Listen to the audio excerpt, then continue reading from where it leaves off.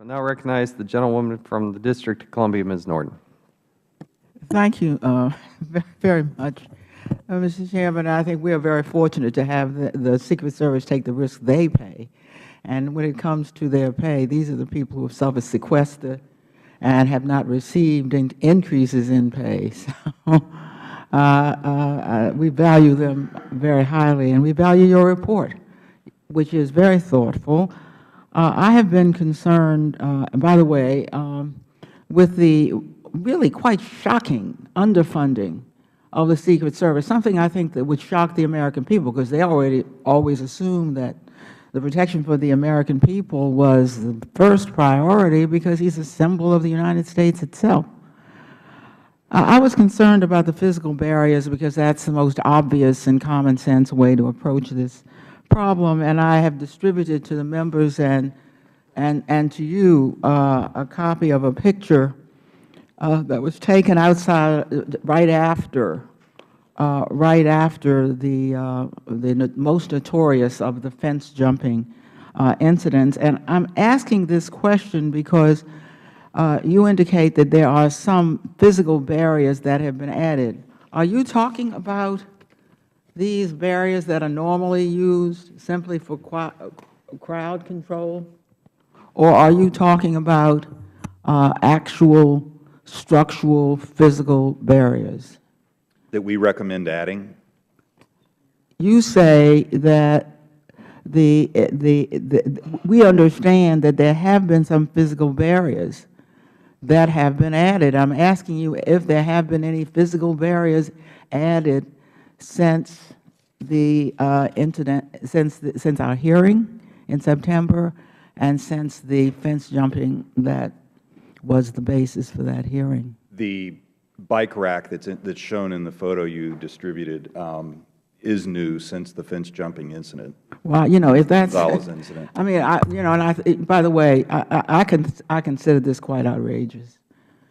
If that's, you know, what this says to the public is, and this is a First Amendment space. Lafayette Park is right there across from the White House because the framers intended the White House to be a place where people could go. This is hardly a barrier. And in fact, it's very ugly. And there are two pictures here that show what are really quite temporary. They're not really barriers. They're not used as barriers. They're not meant as barriers. They are meant to be movable because they are crowd control. And is that all that has happened since the fence jumping?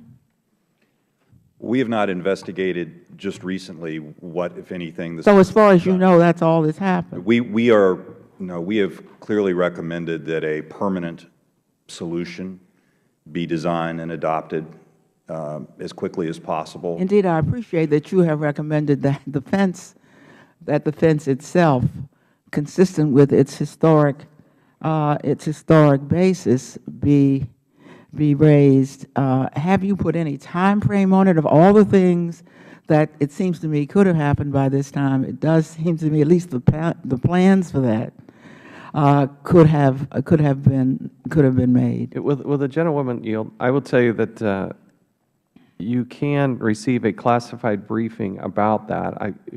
Mr. Cummings and I participated in a meeting where the details, the timing was laid out. And I would, if any member would like to have that briefing, I'd be happy to arrange another one.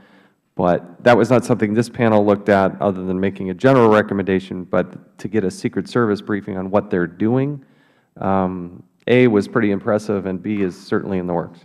Well, I appreciate that, Mr. Chairman, although I must say I don't consider it very highly classified for the terrorists and other fence jumpers to know that there's going to be a fence that's going to be raised. I don't consider that very classified information. I want to say that I am, given your report, which I think was timely, I am disappointed that we have no information, and I will seek that information in the way the Chairman suggests. The only disappointment I really had in your report was that there was no mention that I recall of the public space and of the tradition that this has been a public space and that barriers and security for the President can be improved without, for example, a magnometer in the street.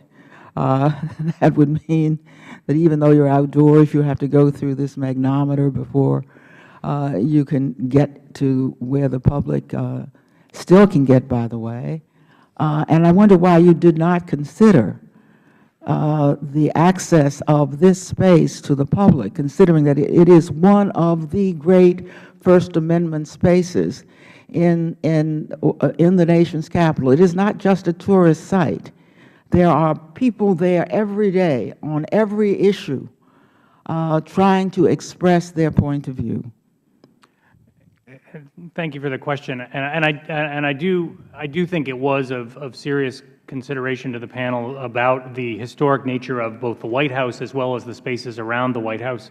I think perhaps what is most telling is the absence of recommendations from this panel to do things like close off the park or those kinds of things that one could consider as appropriate security measures, but that would be inconsistent with the history of those spaces.